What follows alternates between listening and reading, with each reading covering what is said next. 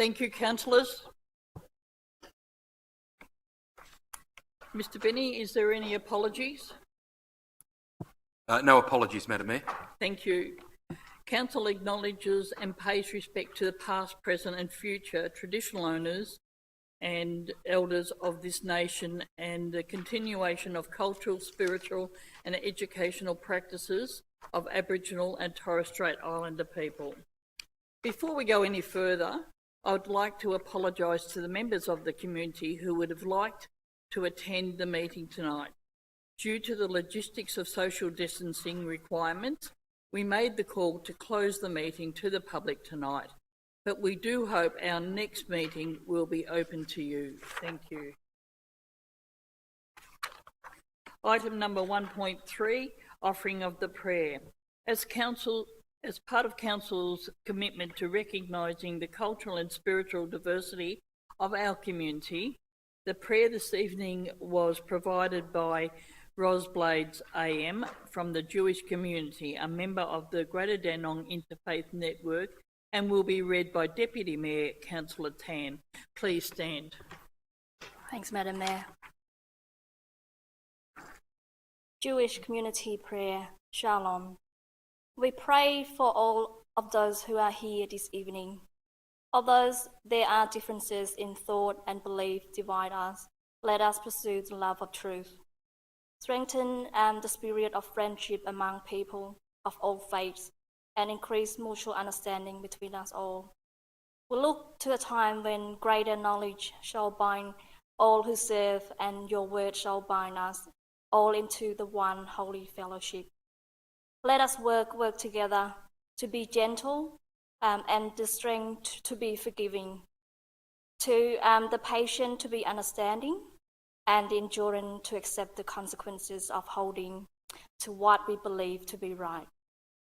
May we put our trust in the power of good and the power of love to overcome hatred. Let us all believe in a world emancipated from violence, where fear shall no longer lead to injustice. Let us look at a time when greater knowledge shall bind us all into one fellowship. Shalom Aleichem. Thank you. Thank you. Please be seated. Item 1.4, confirmation of minutes of previous meeting.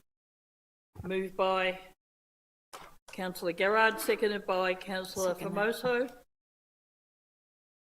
Is there any questions, councillors?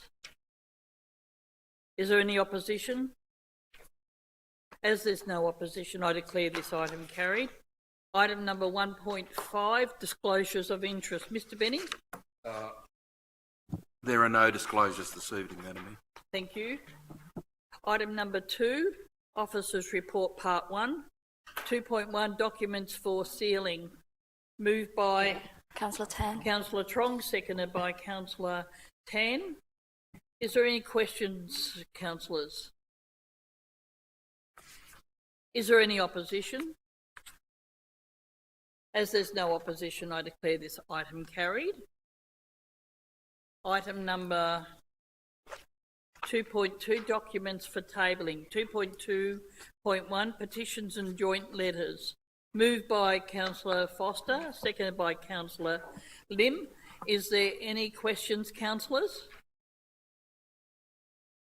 Is there any opposition? As there's no opposition, I declare this item carried. Item number 2.3, statutory planning applications.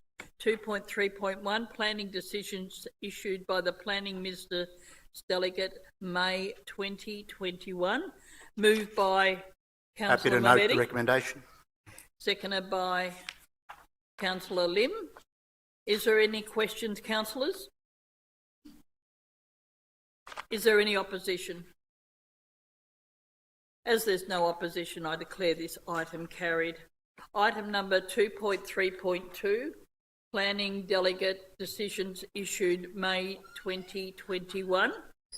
Moved by Councillor Tan, seconded by Councillor Garrard. Is there any questions, councillors? Is there any opposition?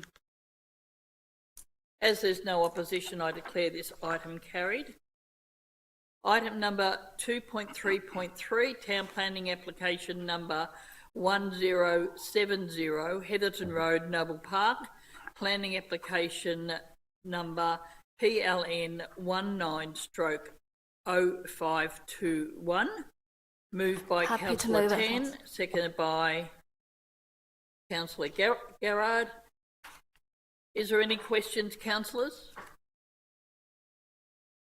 Is there any opposition? As there's no opposition, I declare this item carried. Item number 2.3.4, Town Planning Application number 270 to 272, Railway Parade, Noble Park. Planning Application number PLN 20/0468. Moved by Councillor happy to move Foster, that, thank Madam. you. Happy And to. seconded by Councillor Tan. Is there any questions, councillors? Is there any opposition? As there's no opposition, I declare this item carried. Item number 3, question time public. Mr. Benny, please. Mayor and councillors, there are 8 public questions this evening. The first is from Heather Lewis of Keysborough. I'm interested to hear how council will keep our community safe from the potential out-of-control vehicles which will be entering the Homeco shopping centre once Unit 1 has been completed. This unit proximity to the road is a potential disaster waiting to happen. The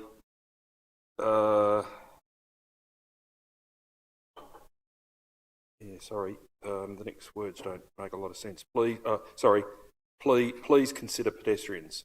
Drivers and children entering this area to the shopping centre for shopping, arriving home and being dropped at the childcare centre. I would imagine another 1,000 or so more vehicles will be leaving and entering when these units are occupied. Mr. Kearsley could respond, Madam Mayor. Thank you, Mr. Kearsley. Thank you. I'd like to thank the questioner for this particular question. This Can you estate. speak up, please, Mr. Kearsley? Sorry, can you hear me now? Can you hear? Yep. Yep.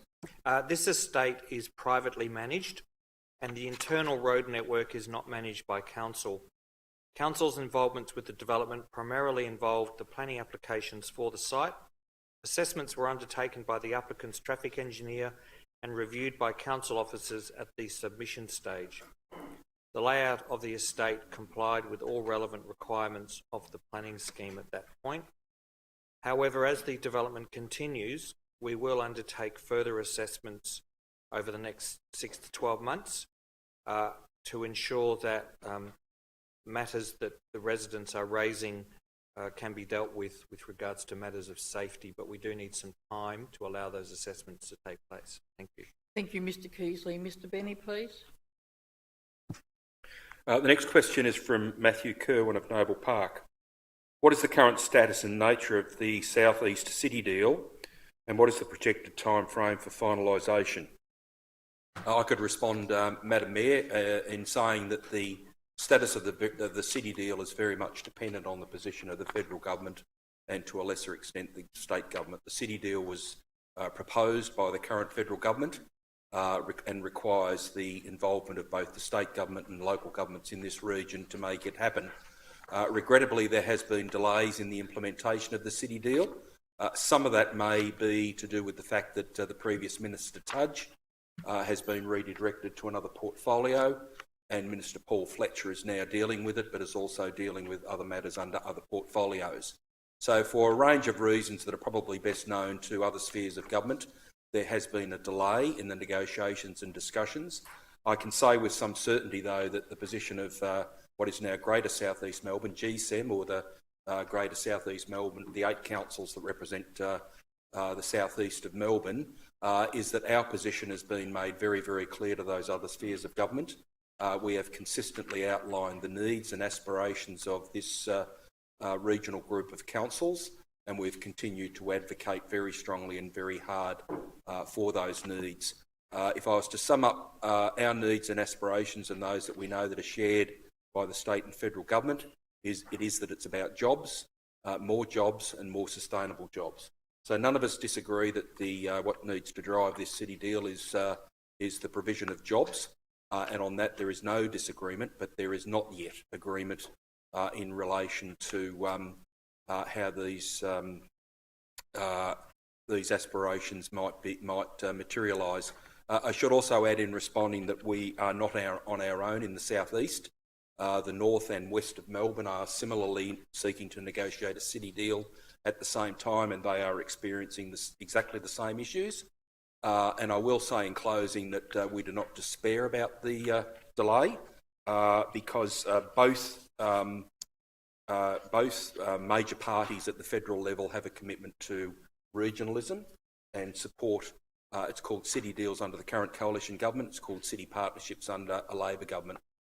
So if there is a further delay that pushes these matters towards an election, we think whether it's a city deal or a city partnership, there are still plenty of opportunities to advocate for the southeast.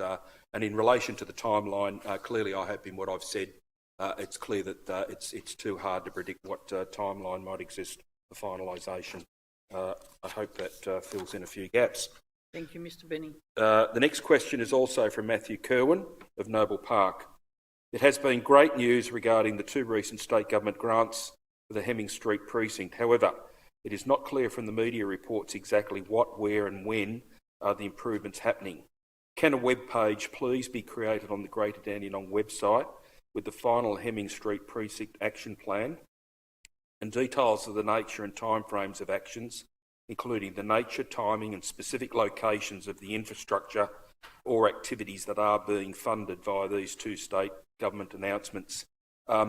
Input to this response is naturally provided through the Community Services Directorate, but Ms Kylie Sprague can respond to the thrust of the question, Madam Mayor.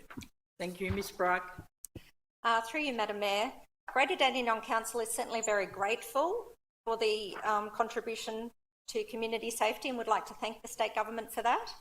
The grant through the Building Safer Communities program will incorporate CCTV, improved lighting, landscaping, streetscape upgrades and community engagement events to improve safety and perceptions of safety in the Hemming Street precinct of Dandenong. The funding agreement is currently being finalised and the timing of the works and community consultation will be confirmed following this. Council's website will then be updated to include the action plan, reflect the confirmed project timelines and highlight consultation methods, developing partnerships and a variety of planned events once that's all confirmed. Thank you. Thank you, Ms Sprague. Mr Benny, please. Next question is from Sylvia Mastrogiovanni of Dandenong.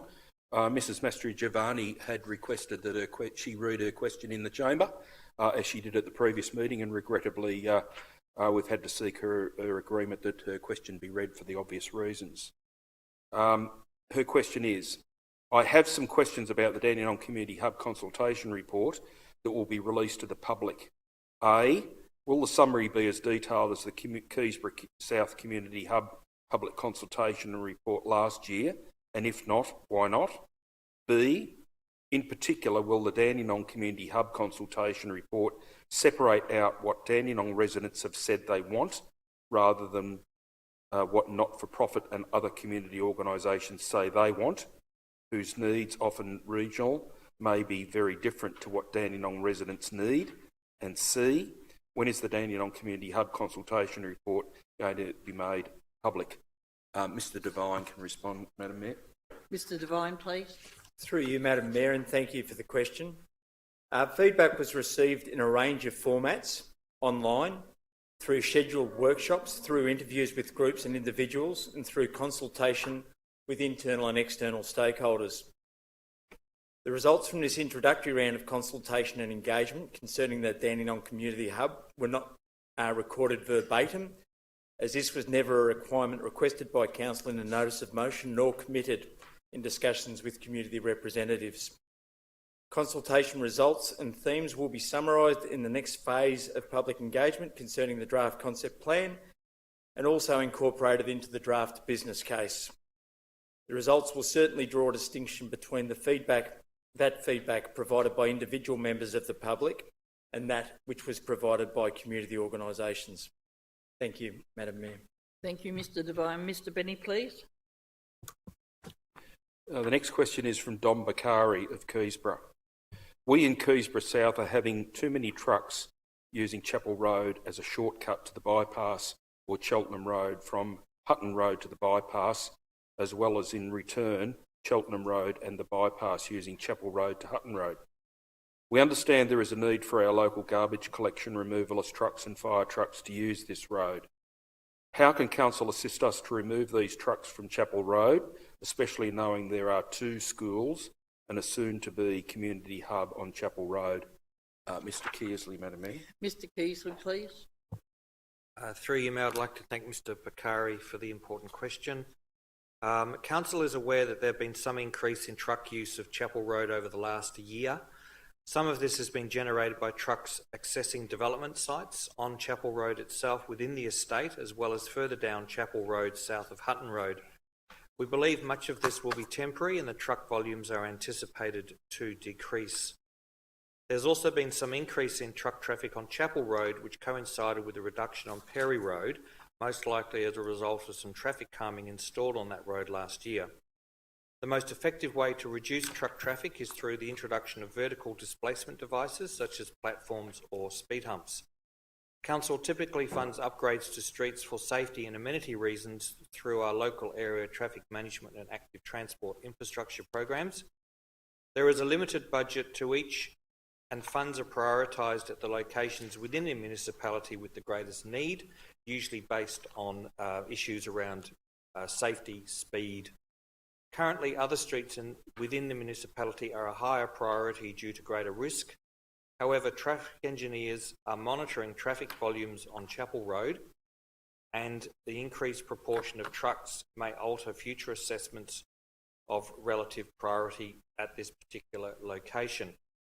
We will also continue to discuss truck movements with the Department of Transport and seek information on recent truck movements from Eastlink to see whether or not they can provide us with additional data on where they believe trucks are entering and exiting from Eastlink itself through the tolling system that they use. So there is some further work and assessment to be done. Thank you. Thank you, Mr Kearsley. Mr Benny, please.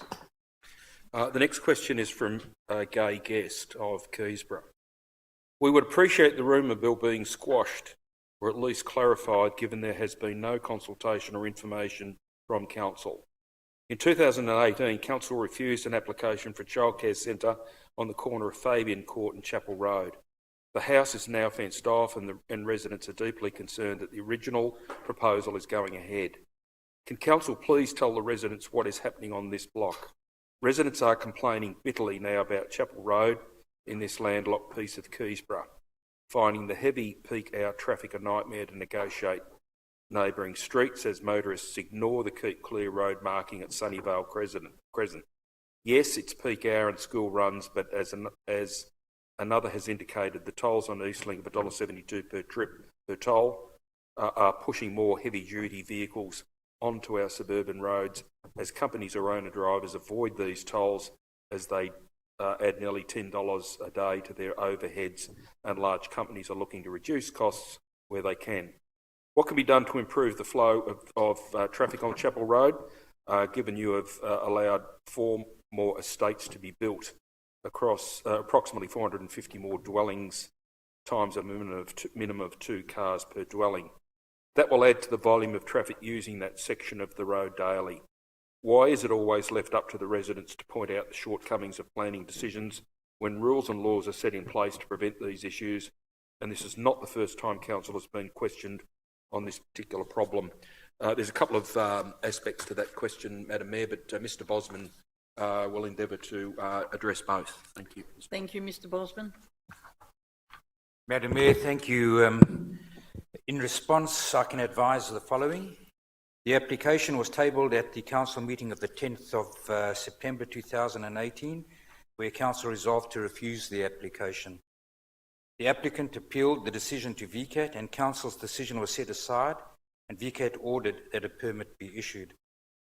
The application number is PLN 180015 for reference, and was issued on the 11th of October 2019 at the order of VCAT.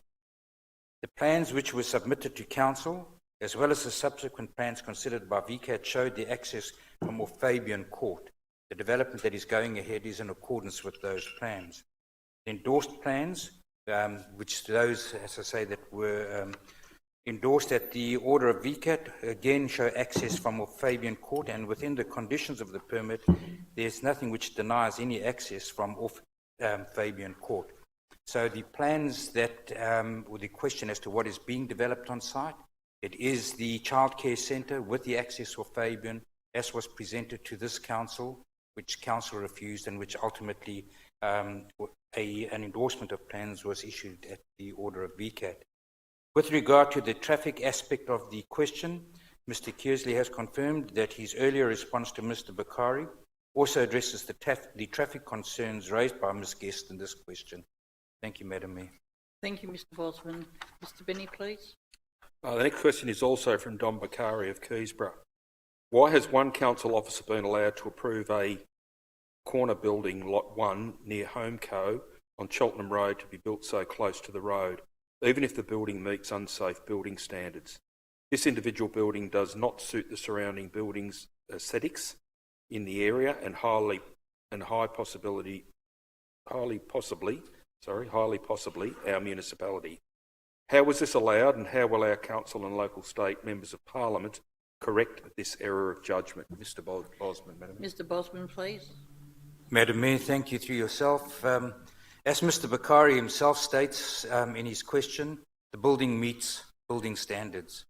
I can confirm the site is zoned mixed-use zone, is covered by Development Plan Overlay, and Development Plan 8 and amendments thereto have been approved in accordance with all planning provisions and procedures. An earlier planning permit approved the use or uses on that site of restricted retail and food and drink premises.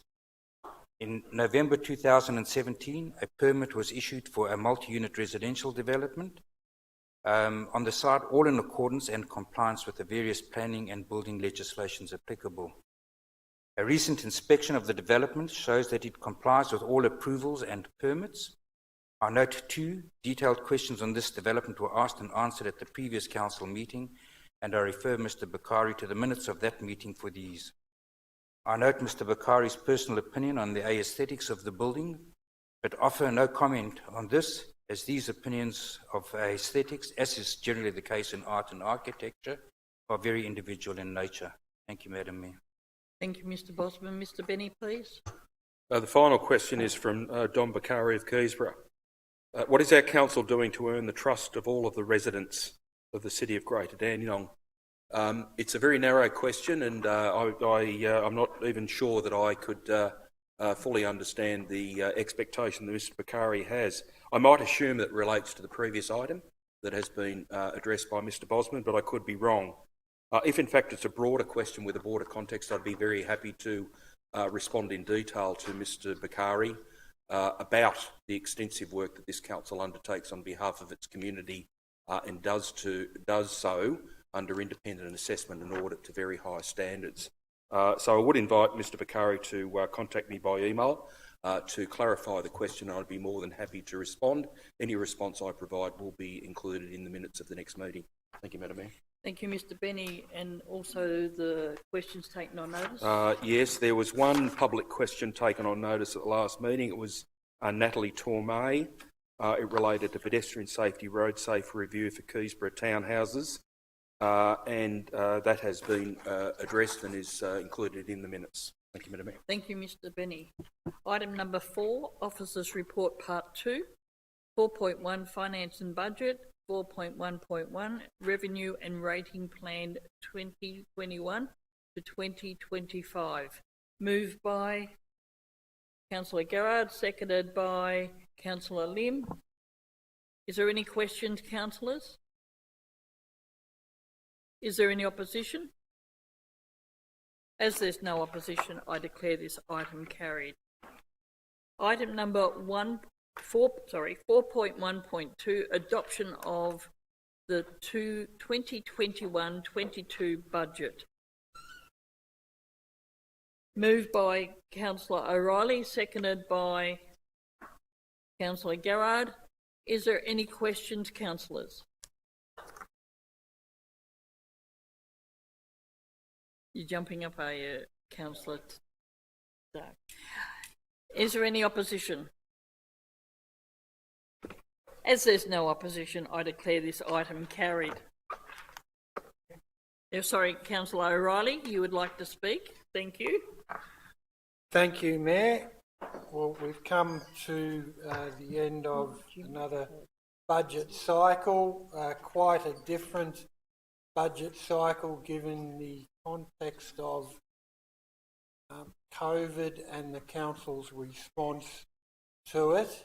I'm happy to say that I think all councillors have taken their responsibilities seriously in the form of limiting expenditure, and I note during the budget cycle this time, for the first time that I've been involved, councillors were enthusiastically running a ruler over all our projects, in particular the capital improvement projects, to make sure that they were absolutely necessary and that the money could not be better deployed elsewhere, because I think we're all aware that COVID is certainly not over yet by a long shot, and we do have to keep some of our powder dry rather than do excessive spending at this time. So I think overall it's a well-balanced budget. We have included a number of capital improvement projects in it. I note that some other councils around this area decided to slash rates at a fixed rate, which I didn't think was particularly responsible, because most of the benefit goes to those with the highest land holdings. This council decided to channel more into people that are most affected by COVID. So I think it's been a long budget and a particularly arduous one, but I'm happy with the result. Thank you, Mayor. Thank you, Councillor O'Reilly. Item number 4.2, other. 4.2.1, draft minutes of the Cultural Heritage Advisory Committee meeting 1st of April 2021. Moved by Councillor Garrard, seconded by Councillor Lim. Any questions, councillors? Any opposition? As there's no opposition, I declare this item carried. Item number 4.2.2, draft minutes of the Arts Advisory Board meeting on the 2nd of March 2021 and special meeting on the 21st of May 2021. I need a mover, thank you. Councillor Garrard, seconded by Councillor Mehmeti. Is there any questions, councillors? Is there any opposition? As there's no opposition, I declare this item carried. Item number 4.2.3, Community Support Grants Program. Moved by Councillor Tan, seconded by Councillor Formoso. Is there any questions, councillors? Is there any opposition? As there's no opposition, I declare this item carried. Item number 4.2.4, reports on matters discussed at councillor briefing sessions and pre-council meetings 24th and 31st of May and the 7th of June 2021. Moved by Councillor Lim, seconded by Councillor Milkovich. Is there any questions, councillors? Is there any opposition? As there's no opposition, I declare this item carried.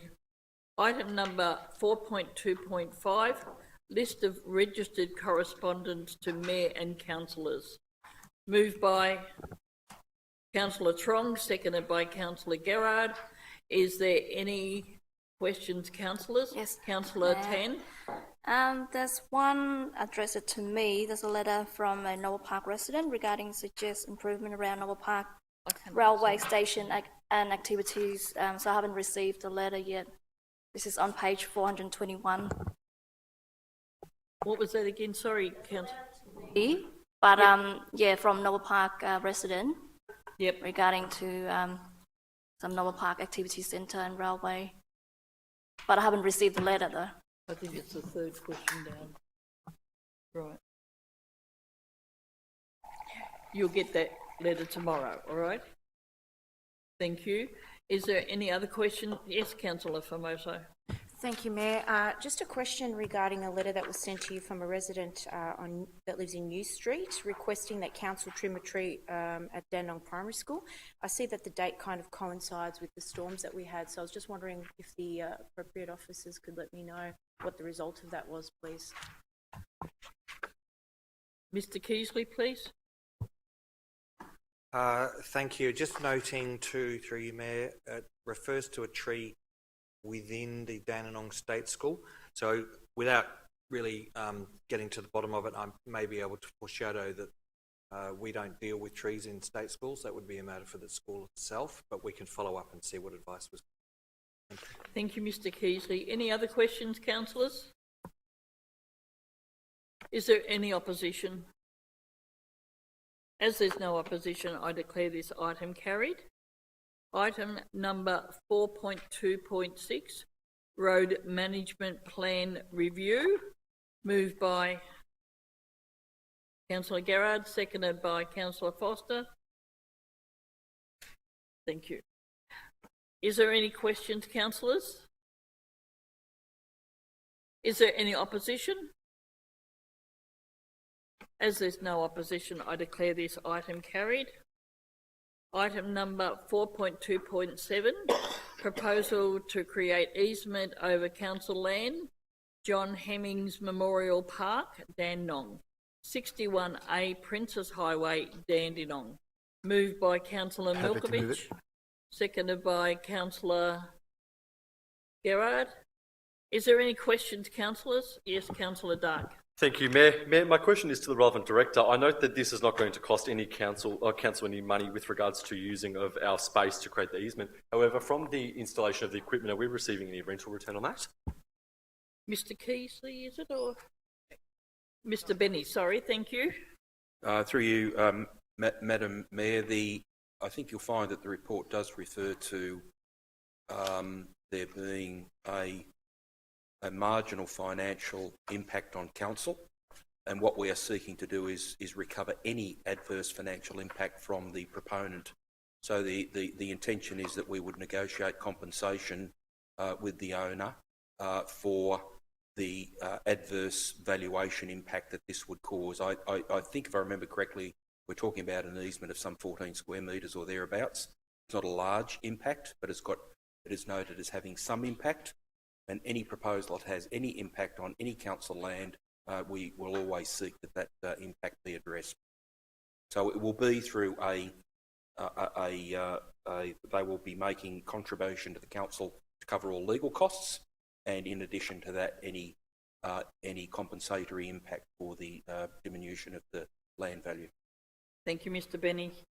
Councillor Dark. Thank you, Mayor. Mayor, just with a supplementary note, I suppose, to the Chief Executive Officer. I know with a lot of our other infrastructure that we have on Crown land, when we do add, particularly at the moment with the extension of 5G coming in, the new antennas and aerials and the expansion of the system, and 16 square metres, whilst it's small, I think if we calculate all of the total Crown land which we've conceded for these telecommunications, often there are the option of having leases entered into. Now, I know that there is already pre-existing easements in place. However, if there's any sort of ongoing payment rather than just a once-off to cover our legal fees, whether or not that covers on for several years. Yeah. Roberts. Oh. Ms. Roberts. Through you, Madam Mayor. There is a different type of legislation that covers telecommunications. It's the Telecommunications Act, as opposed to this telemetry unit, which is a different, I don't know the name of it off the top of my head, but I can look that up for you. So it doesn't apply in the same sense as it does to telecommunications, but I'll look up that legislation for you and send it through tomorrow. Thank you, Ms. Roberts. Yes, we do have we do have many telecommunications towers and we do provide leases to them, but this, under easement purposes, we are required to, under certain types of legislation, we are required to provide easements for utility services. So I'll provide that legislation to you tomorrow. Thank you, Ms Roberts. Councillor Dark, is there any other questions? No further questions, Mayor. Thank you. Is there any other councillor questions? Is there any opposition? As there's no opposition, I declare this item carried. Item number 4, notices of motion. There are none tonight. Item number 6, reports from councillors, delegates and councillors' questions. I will start with Councillor Dark today. Thank you. Thank you very much, Mayor. Mayor, my first question this evening has to do with the Wakta Reserve Stage 2, second stage of the master plan. Some time ago, this council had approved and finalised the first stage, which has now been finalised with the new clay base that's gone in and the installation of the new drainage connection system for stormwater. This is for the wetlands to come in. It was raised with me on the weekend that the Parkmore Football Club was getting ready to play and they have noticed that the fence is there and not much work is happening. I am aware that the tender panel has finalised, I believe, the tender for the second stage, which encompasses the additional boardwalk and planting of the plants for the wetlands. I just want to chase an update from the relevant director where exactly it is at the moment and when it's planned to come to council for ratification works, just given it seems to be quite a large time frame between the two. Mr. Keasley. Thank you, Mr. Keasley. Thank you. Yes, thank you, Councillor. With regards to that, I'll take that on notice. Just noting too that depending on the dollar value of the contract, it may not actually come to a council meeting, but I'll get that information to you and the rest of the council in the coming days. Thank you, Councillor Dark. Thank you, Mayor. Just to the relevant director, I believe supplementary, I think there was an allocated budget of approximately 1.1 to 1.3 million. So I think it should come to council shortly, but if you could definitely get back to me as well, that would be great. My next question I have is with regards to some private land being held on the corner of Kamura Road and Darren Road in Keysborough. This was some land which used to be a school, was sold off privately, and there was forecast to be a Chinese aged care facility on the corner site. It was raised with me on Saturday night that there is actually a sign up which has popped up from a company saying that there's going to be now I believe a childcare centre coming up on the site and some residential components or something in due course. I haven't seen anything about that, but if I could please just have the relevant director just investigate what exactly the current planning permit is of the site and get back to me. Mr. Bosman, please. Madam Mayor, through yourself, I'll take that question on notice. Councillor Dark, I do know that the site some years ago was foreshadowed for an aged care centre for the Chinese community. Everything went quiet for quite a while now. So if there's something new afoot, hopefully we've got some news on that. I will get back to you and the councillors in the coming days. Thank you, Mr. Bosman. Councillor Dark. Thank you, Mayor. On Saturday night as well, I was asked by a resident of Laidlaw Court in Keysborough. There's quite a deep retarding basin which is used to hold a significant amount of water in the event of a wet weather event. And this is just near Councillor Truong's milk bar, actually not far away. There has been a request for some additional planting or something there as well. It has been holding quite a considerable amount of water for quite some time. During a wet weather event is understandable. However, around the outside there is a path which connects and heads around the retarding basin, but it is quite dry. And they wanted to know whether there was potentially any option of having additional planting to take place at the reserve. Mr. Keasley, please. Thank you, Councillor. Yes, I'll take that one on notice and see whether or not if it's under council ownership, then that should not be a problem. But if it's under Melbourne Water Authority, then those things can become a bit of an issue. But I'll take that on notice and get back. Thank you, Mr. Keasley. Councillor Dark. Thank you, Mayor. My next question is with regards to some residents near Popes Road. And I believe this one actually comes very close to Noble Park Ward as well. There has been some complaints coming in from some residents around Festival Crescent. On the weekends during late night, there has been quite a very strong smell of what I believe resonates similar to burnt butter that keeps flowing over the top of residents' houses. Apparently it is quite strong and it's become quite nauseous with the smell that is coming out. They believe that there is some food factories in the vicinity of that area there behind there which they're manufacturing it, and this stench has been quite strong. Can we please have the relevant officer look into this and investigate? I'll forward some correspondence I've got as well and just have a look and see what options are available. Thank you, Councillor Dark. Mr. Bosman, please. Thank you, Madam Mayor. Again, Councillor, I'll take that on question on notice, if you'll send me some of the details. Festival Crescent, as you know, backs onto an industrially zoned land, so what is happening there might well be within the provisions of the scheme. But nonetheless, if you send me the details, we'll investigate and report back to you and councillors. Thank you, Madam Mayor. Thank you, Mr Bosman. Councillor Dark. Thank you, Mayor. Mayor, just a couple of the events that I've attended over the last couple of weeks as well. I had the opportunity of attending on Saturday night the Dandenong South versus Keysborough Soccer Club. They had their actual inaugural match with the lights turned on. This was the CRP budget bid, which was passed a couple of years ago. At the same time, we had the Parkfield Reserve one. And it was actually finally, the lights have been installed. They're finally up and running. They've been pointed and moved in the right directions to have adequate coverage over the field. And I received an invitation to come down to have a look and see what it looks like. The Keysborough Soccer Club are very, very fortunate to have such facilities in place, and they have asked me to pass on my regards to the council for the infrastructure in place as well. It was actually a record that was set. I was there quite late Saturday night with regards to the income and the earnings inside the bar. Being on during the day and having their first night match, having people come from around the area to come watch a game of local sport and get involved, actually raised a lot of money for the club. And this was a financial stricken club which had been impacted quite heavily with the effects of COVID.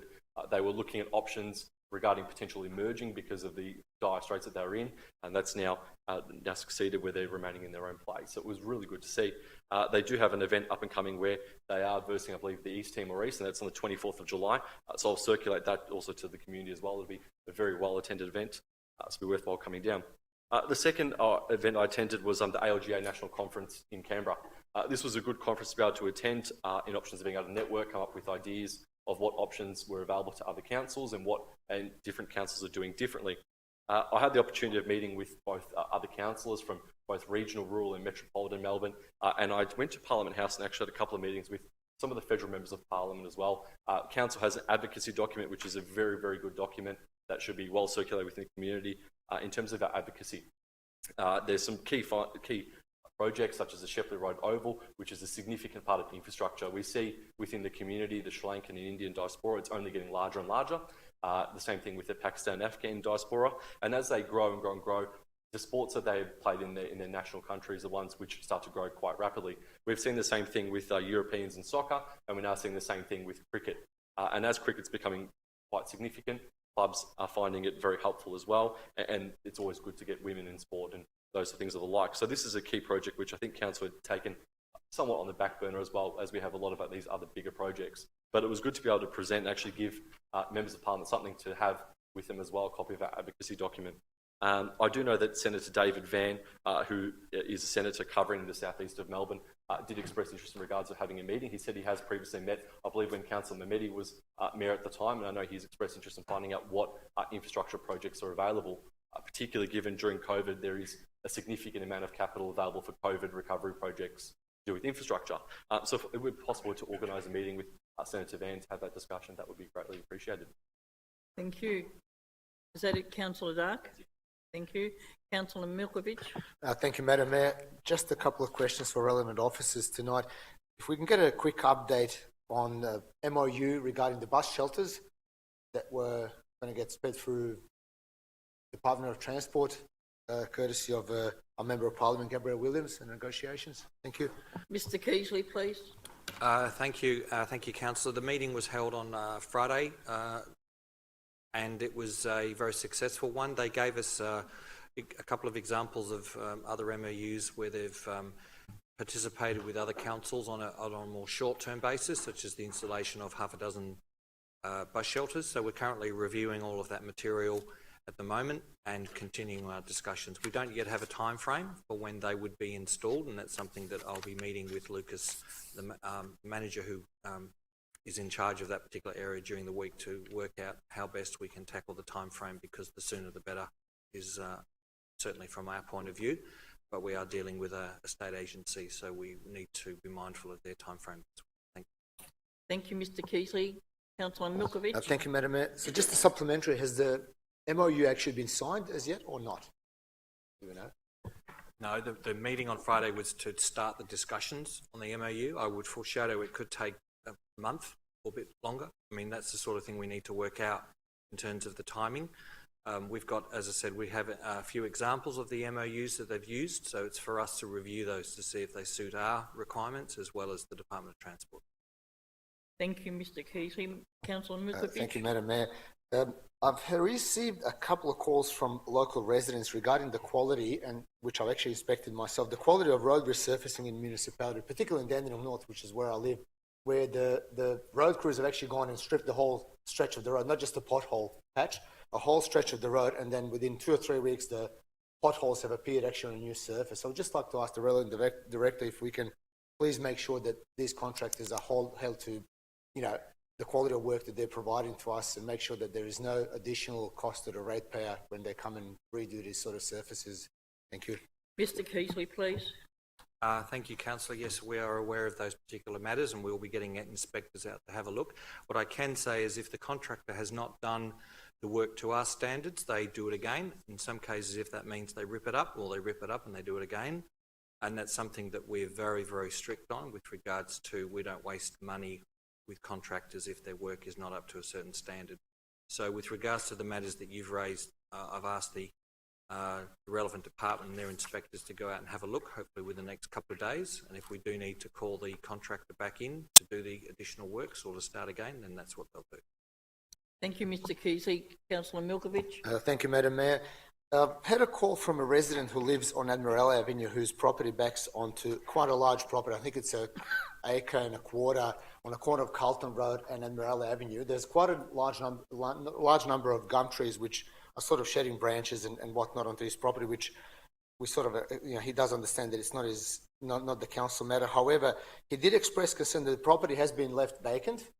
There is also a pool in the backyard which seems to have been half filled, and he reckons that it's quite on a number of occasions, teenage kids, they jump the fence, where they sort of play around and whatnot. He was just concerned that someone might actually at some stage go in. Is there anything that we can do through council that we can remind the owners of their duties regarding the pool safety and that sort of stuff? Because, it seems to be an issue there. Thank you. Mr. Bosman, please. Madam Mayor, yes, Councillor, there might well be something that we can do. I'll have the local laws officers as well as our building surveyors inspect the site and see if there's anything under either the building or local laws provisions that need to be done, and we'll get back to you with an outcome of those investigations. Thank you, Madam Mayor. Thank you, Mr. Bosman. You're right. That's it. Sorry, Thank you. Councillor Milkovich. No, that's it. Thank you, Madam Mayor. Thank you. Councillor Lim, please. Thanks, Madam Mayor. Just I have one question to ask the relevant officer. The outdoor dining that's funded by state government, from my understanding, is going to expire by the 30th of June. So far, I haven't heard anything regarding to any progress at Springvale Activity Centre at all, or also any report from council officer or director. Thanks, Madam Mayor. Would you mind to update me regarding to that? Mr. Keasley, please.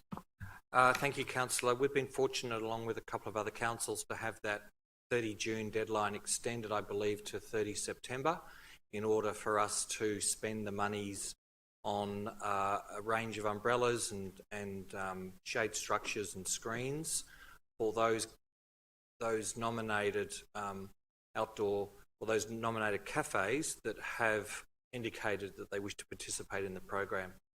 I believe we've just signed a tender for those products to be provided, and we hope that they'll be installed over the coming months. Thank you. Thank you, Mr. Keasley. Councillor Thank you. Lim. Thanks, Madam Mayor.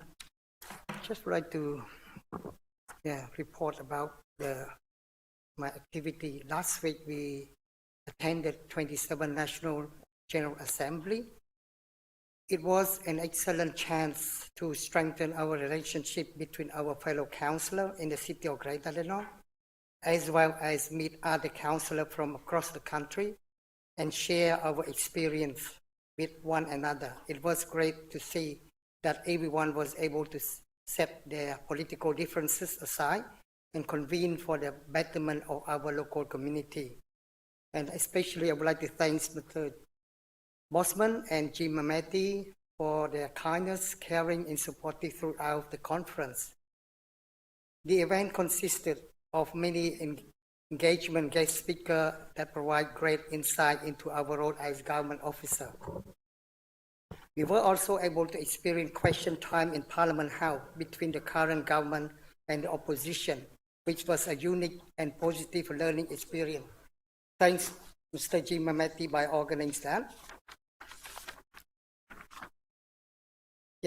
This morning I attended Springvale Community Hub with Mayor Councillor Angela Long and Mr. Kevin Van Boxtel, the former Mayor of Springvale, and the Monash team, and also with other special guests to unveil the new Springvale Hospital interpretive signs that going to erect Buckingham Avenue tomorrow. The signs marks the location of Springvale's first hospital and highlight the important contribution that the hospital has made to delivering quality and innovative healthcare to Springvale. Thanks, Madam Mayor. Thank you, Councillor Lim. Councillor Tan, please. Thank you, Madam Mayor. Here's some of my report. This is from the 15th to the 27th of June 2021. On the 18th of June, I attended Springvale Boulevard project site visit with Minister Sean Lean, Dr. Tan Kyu MP, and Mr. Hang Tak MP, also the Mayor, Councillor Long, and Richard Lim, also some of our officers. Again, I just want to say thanks to the Victorian State Government for contributing $900,000 for these projects, which is... Excuse me, Councillor Tan, it was 900,000? Yeah, 900,000. I thought you said 90, sorry. No, 900,000. 900,000. Thank you to the state government. So this project cost about 5 million. And a great funding that's help from the state. So from the 20th to 23rd, I also attend the 27th National General Assembly with the Mayor, Councillor Angela Long, all the other councillors, and also our Director of the Amenity and Planning Directorate. It was a great pleasure for me to be part of the Australian Local Government 27 National General Assembly, and we learned a lot in those 3 days conference. So since the last 2019 conference, the ALGA, the advocacy with the Commonwealth Government result in success, resulting a lot of stuff, including 2.5 billion. So investment in local government community infrastructure and road projects was the Commonwealth Local Road and Community Infrastructure Program. Also continue with a prepayment of 1.3 billion worth of financial assistance grants. There's also a help to increase and create about 31,000 local jobs and added 4.65 billion to the economy. And we also achieved in responding to Australia's waste and management challenges for the last 2 years. So this year Assembly, more about, the theme is about working together for our communities. So all in one voice, we are here to all together from around in Australia to actually advocate with the Commonwealth government, especially with the federal elections coming up next year. So there's about 102 motions from various council were completed in 1 day. The last 2 years did it for 3 days, so it's a lot faster this time. A few highlighted conversation and speakers that I kind of observed, which is the first one was it's about all politics in local, the context for the next federal election, which is this one's the spokesperson was by Peter Van Oslen, political editor, Networking 10, a professor of politics and public policy, Griffith University. My other one was the strengthen social capital. So this is more about every age counts. So it's more contribute with with our council about aging policy. So this is spokesperson by Marlene Krasovitsky. She's a co-chair and director for the Every Age Care. The other one was for the strengthening economic capital. You're virtually out of time. Is it? 15 minutes? Yes. Oh, really? Yeah. 4 reports, 4 minutes reports, 15 for questions. Okay. And the last one was about the climate change. Yeah. So my question for tonight, just regarding to the glass bin, which is a purple bin, which is rolled by the state government. To the relevant officer here, just want to find out when is it going to be rolled out, how much does it cost, and is it compulsory to have the purple bin? Thank you. Councillor, Mr Keasley, please. You know, he dropped in wages there, mate. Not good. Thank you, Councillor. With regards to the fourth bin, the glass bin, I'll have to get some information back to you, but we did previously provide a report to Council which identified that the inclusion of the fourth bin would be some time away, maybe a year or two, in order that we would do the FOGO bin first, which is now underway. But I'll bring the dates and also the information. Whilst it's not compulsory, I think the state government would say that it is necessary in order to undertake the appropriate recycling strategy in order to resolve a number of matters that relate to contamination in other bins. But look, I'll bring all of that information back to you and the other councillors in the coming days. Thank you. Thank you, Mr Keasley.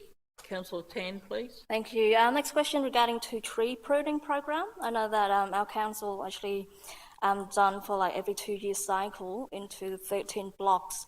So I just want to find out through you, Madam Mayor, just need to find out which location, which suburb for each time when you do tree pruning. Do we have it on our website or somewhere?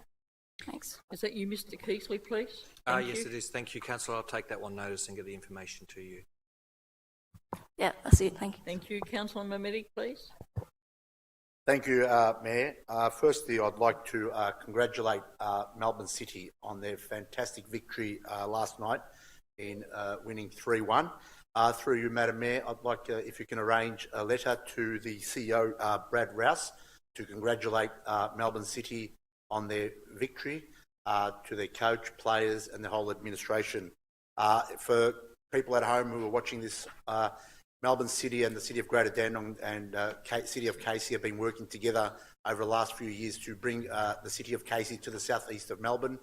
City of Casey now have the administration and training facilities for Melbourne City, and our council now is into a feasibility study to building a stadium in Dandenong, and there's money being set aside from this council, from the state government, and I look forward to that feasibility coming back to council in due course. So once again, congratulations, and please also ask in that letter when they'll be bringing the trophy back to Harmony Square. So I'd love to see the community come and celebrate with Melbourne City in Harmony Square and with the trophy that they did win yesterday. Also, Madam Mayor, only the last couple of days ago, the author of Victress is a guy by the name of Michael Randall, who you know quite well, and this council does know.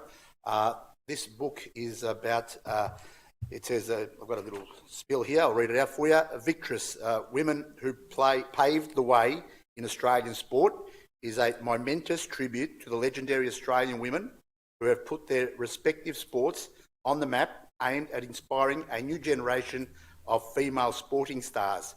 Victress celebrates these cherished athletes, and I think there's about 35 female sportswomen, and there's names that everyone can relate to, and there's other names that, you know, I haven't heard of. But, you know, you've got Dawn Fraser, Ash Barty, Taylor Harris, who is an up-and-coming female football player. So you can read that. I'll donate this to the council. Council can put it in our library. And it was great to catch up with Michael Randall, who used to come to these council meetings and report in the local journal many years ago. So it's great to see that he's gone on to bigger and better things. And I congratulate Michael Randall on authoring this book.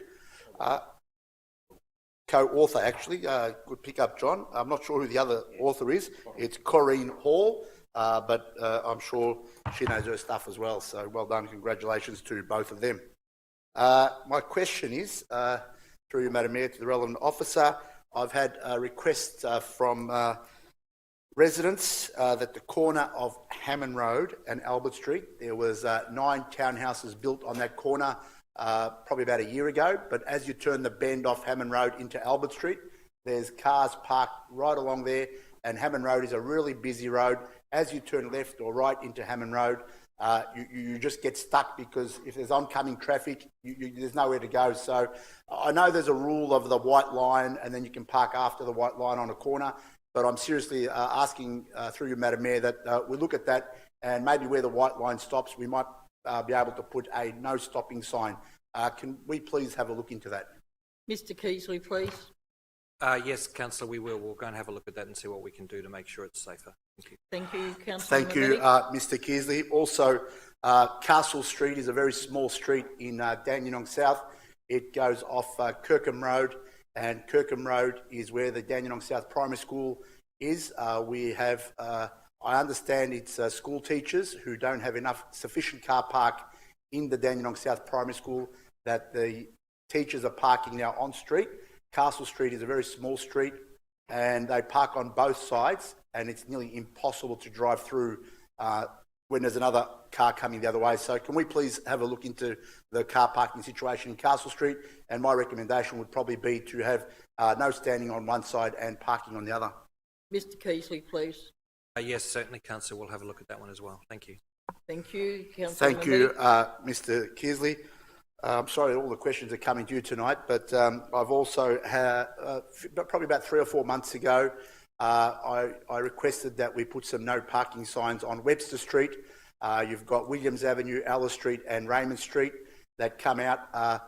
I've been told by many residents that we have put some no standing signs on the corner, but they still have problems in seeing the traffic coming, and they're really concerned that they're going to get wiped out pretty soon. Can we also look into the Webster Street no standing signs and maybe put them a little bit further to one way so there's more, that people can actually see oncoming vehicles coming? Mr Keasley, please. Yes, we certainly will have another look at that. If I could just ask the question, was that the one that was subject to you and others meeting some officers? No, that's another one. So Webster Street was another one. Sure, no worries. Thank you. Thank you. Councillor Mamedi. And my final question, when we did the Dandenong Park Master Plan, I actually requested that the flower beds come back to Dandenong Park. I've been to many, many weddings over many, many years where we used to have the flower beds at Dandenong Park. When people used to get married, they always used to go have photos at Dandenong Park. Over the last few years, unfortunately, people weren't going there because there was no flower beds. The Dandenong Park has sort of been finished in probably the last 6 to 8, 9 months. I'm still looking out for the flower beds, which I've promised the community. Now we have a reception in Dandenong where people are getting married. So people would love to go to Dandenong Park and have wedding photos with these flower beds. Can we look into when we're going to plant these flower beds? Mr Keasley, please. Yes, certainly. We'll have another look at the master plan and get some information to you. Thank you. Thank you. Councillor That's all my Mamedi. questions. Councillor Garrard, please. Thank you, Madam Mayor. Madam Mayor, I'm very pleased to note the passing tonight of the budget and very pleased in particular to note that the funding for the Keysborough South Hub has received almost over $10 million in funding from a variety of funding sources, which will take it through to stage 2, which is extremely pleasing.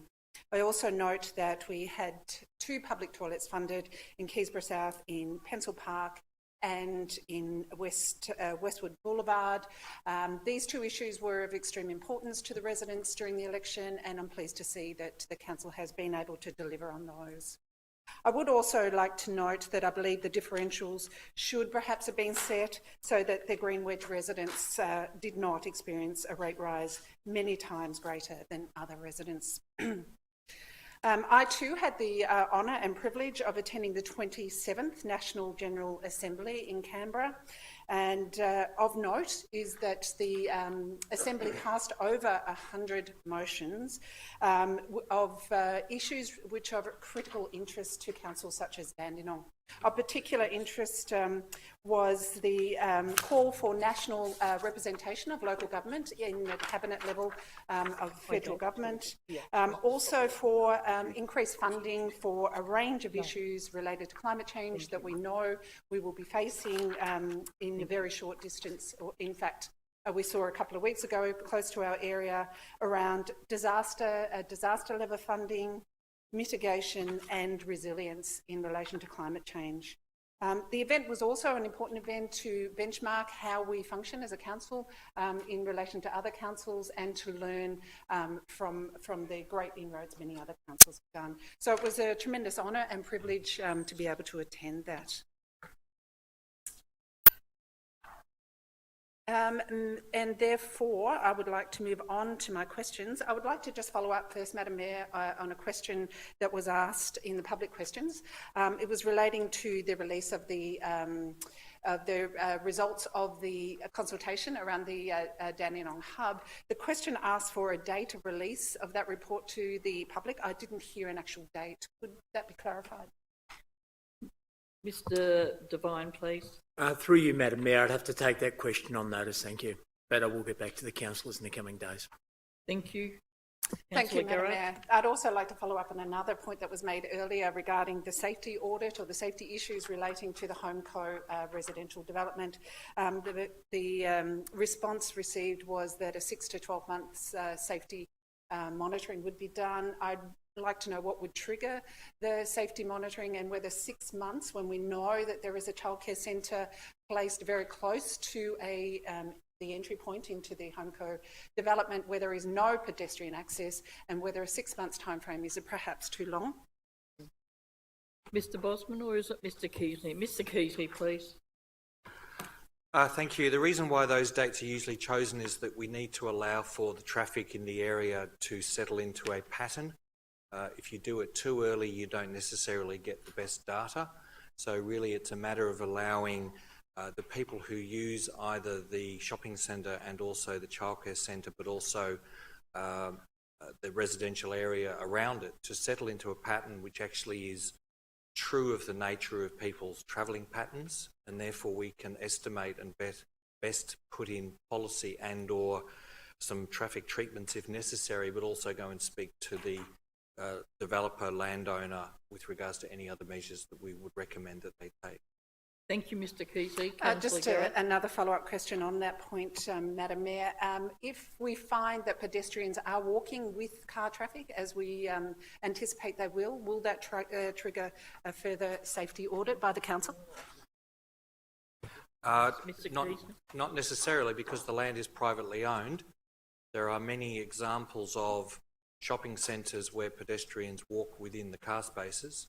That is a fairly common practice. So that would be a matter for us to relay that information to the centre manager or to the people who own, bringing to their attention that there are some issues related to safety. It's not council's practice, nor should it be, to suddenly impose itself with regards to building or putting in footpaths on private land that relate to matters that are really in the hands of the private operator of that land.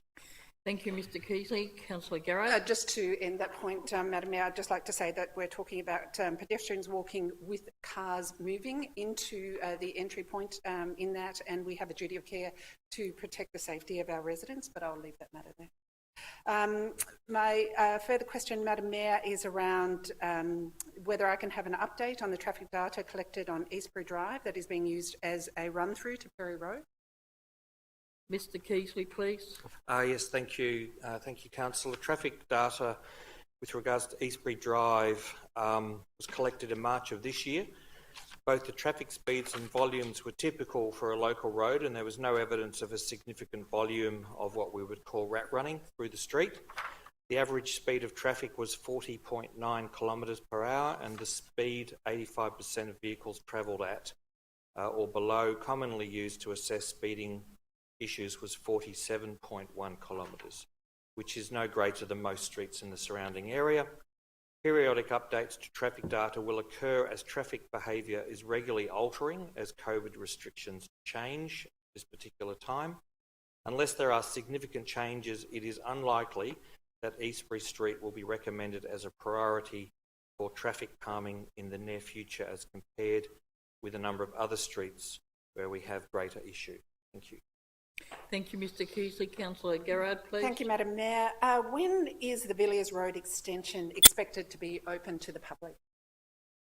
Mr Keasley, please.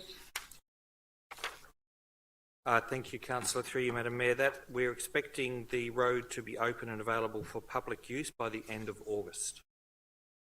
Thank you, Mr Keasley. Councillor Gerard, please. Thank you, Madam Mayor. When is it expected that the revised Keysborough South Community Hub playground design will be on the website? Mr Keasley, please, or is it Mr Devine?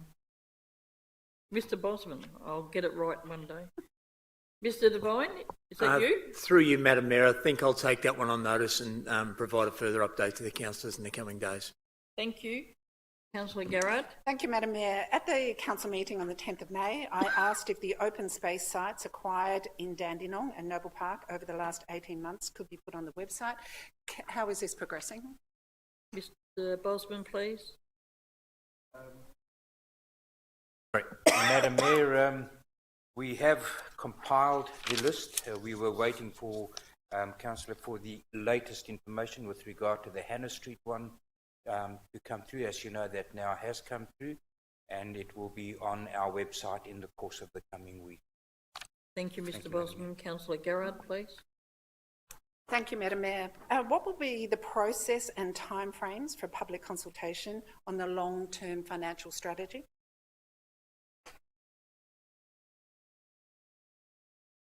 Sorry. Ms Hanson, please. Thanks, Madam Mayor. Community engagement on the long-term financial strategy is currently well underway through the deliberative engagement process in conjunction with the council plan. So the outcomes of that panel will then influence this strategy. The next steps will then be to place the long-term financial strategy on a 28-day public notice period in August, September, and then come back to council for final adoption in October. Thank you, Ms Hanson. Councillor Gerard, please. Thank you, Madam Mayor. When the Biodiversity Action Plan goes out for public exhibition, can it be in plain text format rather than graphically designed to give confidence to residents that their feedback will be meaningfully considered for incorporation? And if not, why not? Mr Keasley, please. Thank you, Councillor. Yes, we will use a number of different formats to engage with our community, including plain text, but also including documentation that refers to a number of graphs and tables as well. Thank you. Thank you, Mr Keasley. Councillor Gerard, please. Thank you, Madam Mayor. Funded in the 2021 budget was a mobile environmental sustainability centre that was going to be composed of a trailer that could be moved to different council events for sustainability, environmental education. What is the status and timeframe of this project? Mr Bosman, please. Madam Mayor, thank you to yourself. And Councillor, before I answer that question, was your earlier question with regard to the Keysborough South Community Hub playground being on the website? Yeah, it's not Hannah Street. Yeah, no, I've just had a look at that while we were talking. The playground design was placed on the council website last week and is as such now available for residents to view online. I have the link to that website, and we'll send that through to you and other councillors. It was placed on the website last week. Councillor, with regard to your question on the Mobile Environmental and Stroke Sustainability Centre, the Mobile Environmental Trailer scope and specifications have been developed, and the project is now out at the procurement stage, with an expression of interest to go out in the next month or so, and is then intended to be finalised to be delivered in around about June of next year. Thank you, Madam Mayor. Thank you, Mr Bosman. Councillor Gerard, please. Thank you, Madam Mayor. Will the council, actually I'll ask another question, just in relation to the issue that was raised earlier around congestion on Chapel Road, just a couple of suggestions around how we might deal with this increasingly difficult issue. In fact, the issue is so difficult that residents are unable to back out of their driveways due to back up in the side streets. Is the council able to advocate to Vic Transport to extend the interval of green lights going on to the Dandenong bypass? And secondly, are they able to liaise regarding as we've talked about earlier, regarding the traffic of the large trucks moving through Chapel Road, which, although are going to the developments, they're also creating a risk and safety issue for children in the two schools that are on Chapel Road. So can the council advocate to Vic Transport on both of those points? Mr. Keasley, please. Thank you, Councillor. With regards to the green light extensions, these matters have been raised a number of times with the Department of Transport, and whilst they are regularly reviewing the signals, they have been unable to make significant changes without detrimental impact on the traffic on the bypass to a level of which they do not consider acceptable. However, a recent update to this is the Victorian Government announced $340 million in their budget for the installation of improved technology to assist with traffic flow across the arterial network. This particular project is looking to install CCTV cameras at intersections to allow for improved live management of signals to assist with traffic flow. Signals along the Dandenong bypass are being considered within this project. We hope to bring further details to Council on the timing and methodology used by DOT, which should assist with that matter of the green phasing.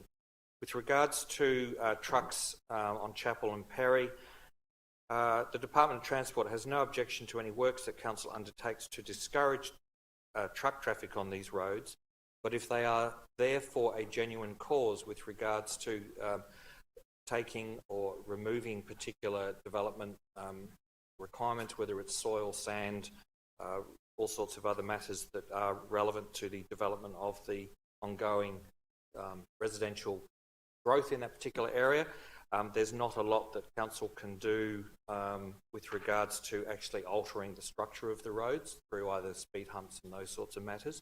As I said in the previous answer, we will intend to continue the dialogue with the Department of Transport and Eastlink to see what can be done, but we would say over a period of time the trucks will naturally decrease because they have no need to be going into those particular suburbs. Thank you. Thank you, Mr. Keasley. Councillor Garrard, please. Thank you, Madam Mayor. Just to follow up on that point, so whilst there are trucks going to developments, there's also it is used as a toll-free bypass going to Dandenong South. Is it possible to monitor, as you mentioned before, if we can actually ascertain what is the majority of trucks? Are they bypassing the toll, or are they going to the developments? And if we can we undertake a safety audit for the children in the two schools there to ensure they are not facing undue risk from the significant traffic that is travelling along Chapel Road? Mr. Keasley, please. With regards to the movements, as I've indicated prior to, with regards to Mr. Previous question, we will engage with Eastlink and we will engage with the Department of Transport, and we will also do some further surveys down that area to see the nature of the trucks. We do believe that they are mostly associated with the developments in an area, but we will see what we can do with regards to tracks that might be running through that with regards to not having to pay tolls. With regards to the safety audit, I think the first thing we probably need to do would be to have a conversation with the principals of those two schools with regards to their concerns, with regards to the safety matters. They're operating with their students every day of the week during term.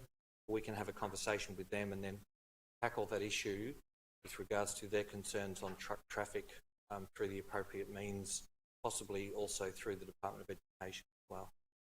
Thank you, Mr. Keasley. Councillor Garrard. Thank you, Madam Mayor. My last question: will the council look into creating clearways for traffic regarding the traffic on Chapel Road on the corners of Fabian and Sundale Streets? Mr. Keasley, please. Thank you, Councillor. With regards to those two streets, keep clear markings will not be installed at these particular locations. Keep clear markings are only installed in specific circumstances to assist movements into side roads. They are not to make it easier for vehicles to exit the side roads. That's predominantly because people can have dangerous manoeuvres with regards to crossing a number of laneways without being able to see the traffic coming from the other direction. So it's not something that we would recommend because when they have occurred, there's normally been an increase in the number of traffic accidents at other locations, and then other additional measures and signs have had to then be installed to counter that problem. Thank you, Mr. Keasley. That's it, Councillor. Sorry, Mayor, can I just jump in just on a supplementary to Councillor Garrett, if I could? I understand, just the relevant director, Mr Gisley, as well, with regards to what Councillor Garrett is raising. It is a significant issue with the trucks going down Perry and Chapel Road. I frequently take the shortcut in my car down Perry Road and do see the trucks. The issue is, as well, is that most of the construction in that Perry Road precinct has been completed. There's actually not much more left to go, and therefore the only reason why trucks are coming around, from my experience, has been that Swift Way has become a bottleneck in the afternoon, and people are using it as a shortcut coming around. A lot of it has to do with the Banghome Road not connecting onto Frankston Dandenong Road, where Coleman's Road is. I know this has been a council priority as well, but I've certainly seen the trucks that have been coming through. They're not so much construction trucks as much as a freight logistics with 40-foot containers driving over the top of our roundabouts and getting very, very close to some of the suburban streets. And you do see it quite frequently. And I do know this has been an issue in the past as well. With the traffic lights, which Councillor Garrett mentioned as well, I know there was a notice of motion which was raised about this some time ago as well. And I believe it was Mr Panaro from I think he's Executive Director of Roads Authority. Yep. So I did have a conversation with him as well to vent my frustrations dealing with the dangerous intersections that are.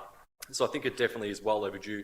I'm not sure about Chapel Road because I don't frequent Chapel Road, but Perry Road is most definitely becoming a very significant issue, very, very quick. So I just want to agree with what Councillor Garrett's saying.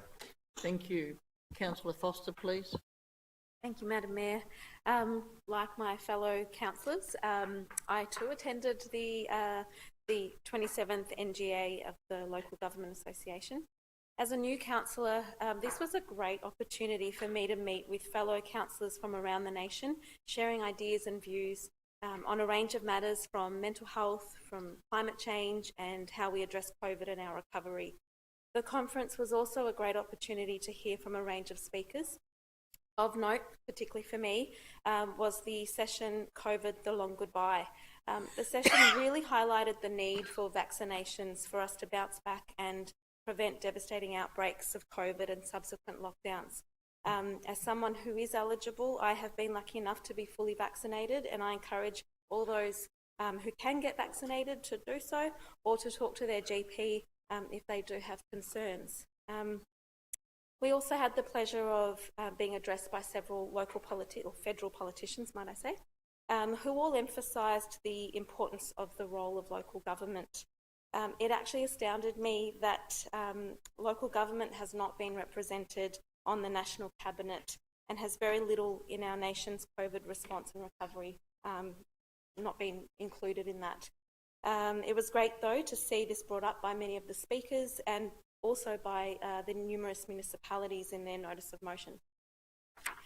Another key speaker for me was Marlene Krasovitsky, the co-chair and director of Every Age Counts. She spoke on concerns of ageism in our communities and the need for us to not just consult with our aged population, but also co-design services and programs with our senior members.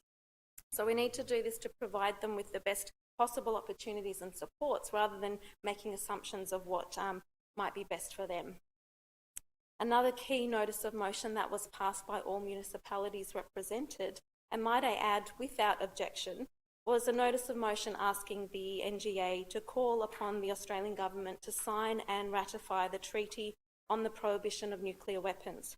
May I remind my fellow councillors, Madam Mayor, that we were presented with a notice of motion back in February by our colleague Councillor Garrard, requesting that Council endorses the ICANN Cities Appeal, calling on the government to sign and ratify the treaty on behalf of Australians. So I guess watch this space, given that pretty much our municipalities around the nation have supported such a notice of motion. So I strongly encourage my fellow councillors to perhaps reconsider this if this comes to council in the future. But ultimately, I've left the NGA with ideas and aspirations for our community in the city of Greater Dandenong, so watch this space. In addition to that, yesterday I attended the Parkfield Cricket Club for a Victorian State Government announcement that they're contributing $100,000 towards the cricket nets So a big thank you to the Andrews Labor State Government. It's great to see such passion in our community for sport, and the Parkfield Cricket Club are doing amazing work, including winter cricket, which is quite exciting. And the new lights that, well, not so new now, but they have been officially lit and are working. So it's great to see that the Parkfield Reserve is nicely lit up.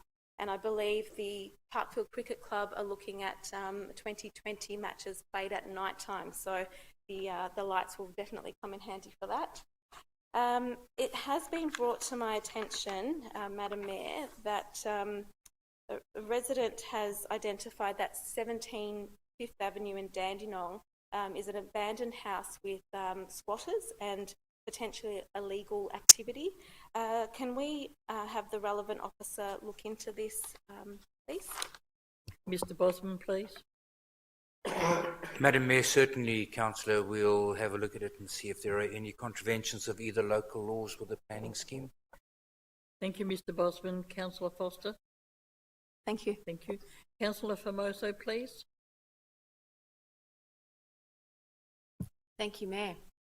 I too would like to congratulate Melbourne City Football Club for that incredible win yesterday, and I look forward to joining with Councillor Mehmeti celebrating that win once they come to Harmony Square. My boys will definitely be very excited about that since I have most recently converted them, so we are very, very happy to welcome them to Dandenong, and we look forward to hopefully watching a finals here in Dandenong when we do have that stadium.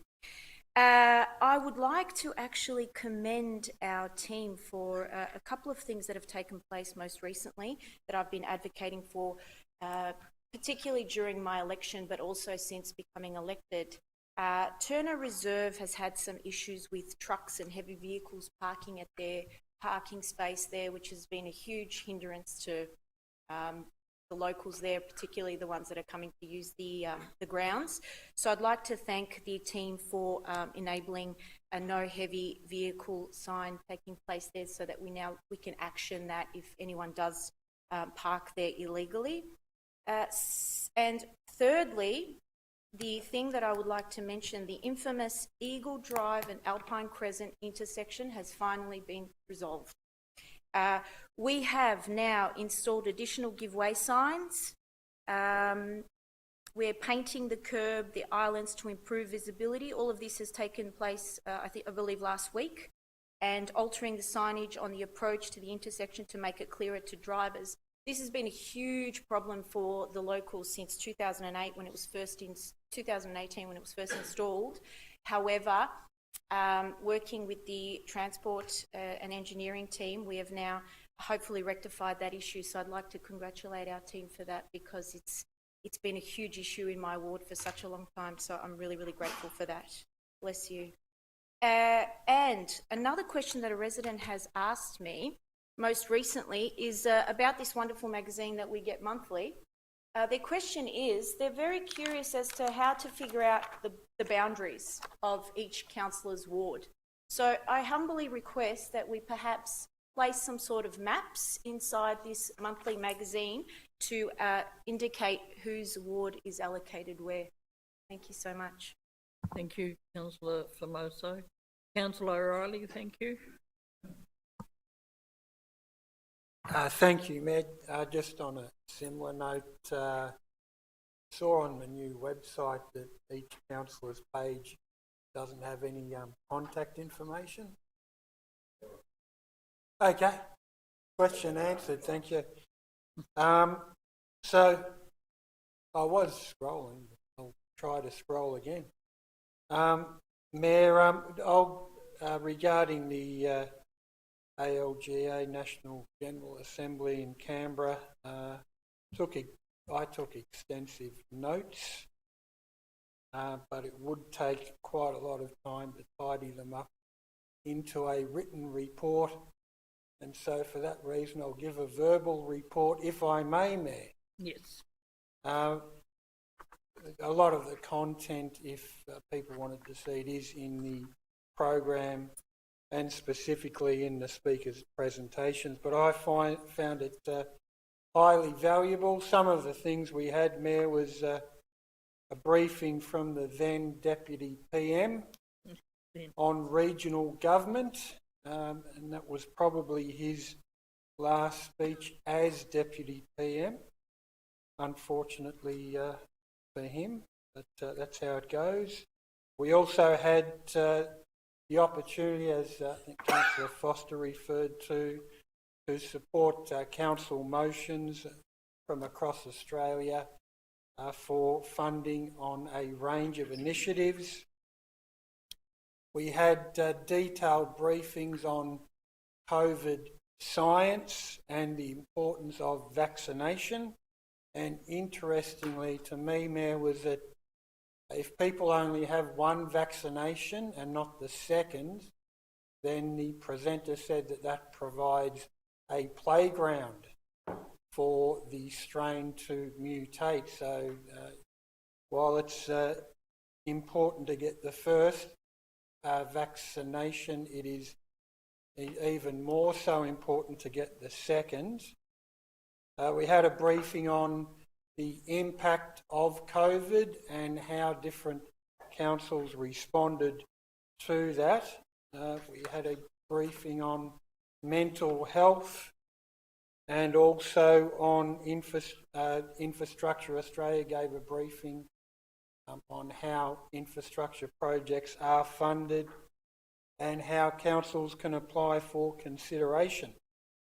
So, Mayor, I think the conference provided dedicated time to absorb new information and think about it. Was a good opportunity to see what other councils are doing, whether and how what they're doing could be applied in Greater Dandenong. And lastly, it's the opportunity to discuss and share ideas informally with councillors in other municipalities. That's my report. Thank you, Mayor. Thank you, Councillor Riding. On Thursday, the 17th of June, I attended the South East Council Climate Change Alliance. Oh, I missed out. I am so sorry. You're sitting there so quiet, Councillor Trong.